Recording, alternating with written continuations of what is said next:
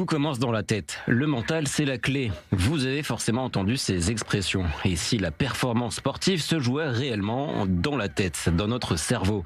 C'est ce que démontre aujourd'hui iBrainTech. Cette start-up israélienne fondée en 2019 à Tel Aviv a développé une technologie unique au monde, un outil qui marie neurosciences, sport et technologie. Ici à Tel Aviv, ce sont des dizaines de personnes qui travaillent sur une technologie extraordinaire qui permet à tout à chacun de contrôler un personnage de jeu vidéo. Alors l'objectif n'est pas de contrôler demain Lara Croft ou Assassin's Creed, mais de permettre à chaque athlète de s'entraîner, d'optimiser son entraînement. C'est une technologie que je vous propose d'aller découvrir ensemble ici à Tel Aviv. C'est une technologie utilisée aujourd'hui par des clubs de Première Ligue au Royaume-Uni, en Europe et dans d'autres clubs de football à travers le monde ou de basketball. De nombreux sportifs utilisent cette technologie israélienne.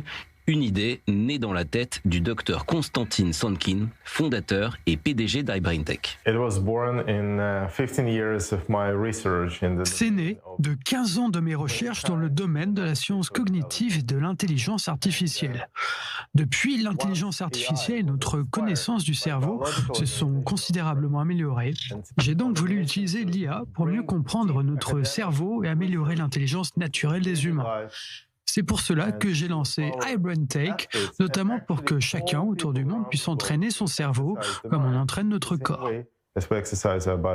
Pour comprendre comment cette technologie marche, il faut comprendre que notre cerveau fonctionne exactement comme un muscle. Plus vous l'entraînez, plus il devient performant.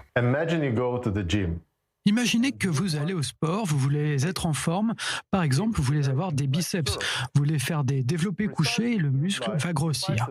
C'est la même chose avec le cerveau. Si vous voulez être plus concentré, il y a une zone dans le cerveau qui s'appelle le cortex préfrontal. Vous devez entraîner cette zone, des millions de neurones qui vont travailler de façon plus efficace. D'une certaine manière, le cerveau répond à l'entraînement comme notre corps y répond. On va au sport et on s'entraîne et on voit les progrès.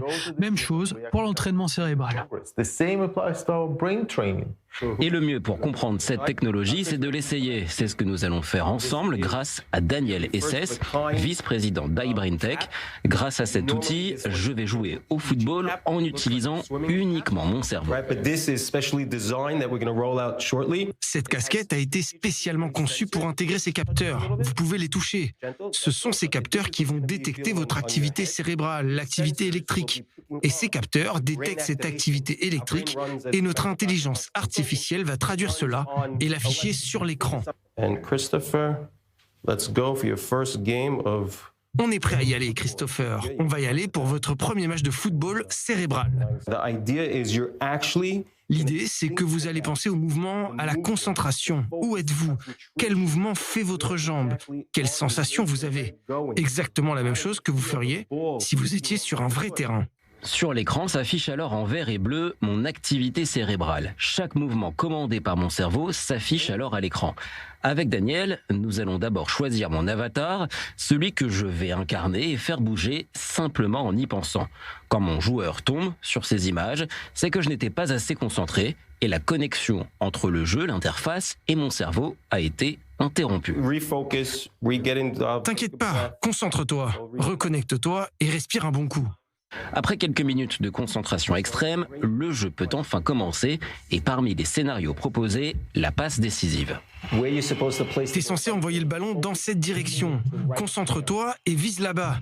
Tu verras que ce sera de mieux en mieux, mais comme je te parle, ça cause forcément une petite distraction. Donc si je viens ici tous les jours, je vais pouvoir marquer des buts dans le jeu et après dans la vraie vie. 1000%. Exactement. Pas forcément tous les 2 jours. 2 à 3 fois par semaine, 20-25 minutes, à la maison, ici, dans leur centre d'entraînement.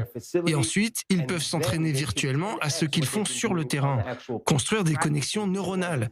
Et quand ils sont de retour dans un stade, ça devient presque automatique. Et on a la chance de travailler avec de grands joueurs. Et leur retour, les résultats sont, Dieu merci, magnifiques. C'est super. Donc je reviens 2 fois par semaine et je serai le nouveau Mbappé. Durant le test, d'autres scénarios ont été proposés, comme le corner sur ces images ou encore le simple penalty. Aujourd'hui, cette technologie s'adresse surtout aux sportifs de haut niveau, mais demain, elle pourrait être élargie à d'autres secteurs. Une fois que l'élite du sport a validé la technologie, vous avez une opportunité unique, car les clubs sont très puissants. Si Messi ou Ronaldo disent que quelque chose est bien, on a tendance à leur faire confiance, car ce sont des modèles, je dirais. On n'est pas limité par le sport, il n'y a pas que les athlètes qui veulent exercer leur cerveau et prendre de meilleures décisions et les appliquer. Il n'y a pas que les athlètes blessés qui veulent retourner à leur vie et continuer à s'entraîner alors qu'ils ne peuvent pas bouger. Donc, on fait de nombreux essais cliniques aux États-Unis avec nos partenaires stratégiques dans des hôpitaux importants. Depuis l'Antiquité, on ne cesse de répéter un esprit sain dans un corps sain. Et on en a la preuve concrète ici, avec cette technologie développée par iBrainTech. Du sport de haut niveau à la réhabilitation médicale, cette technologie peut révolutionner le monde de demain. Une révolution qui prouve que dans le sport comme dans la vie, tout est dans la tête.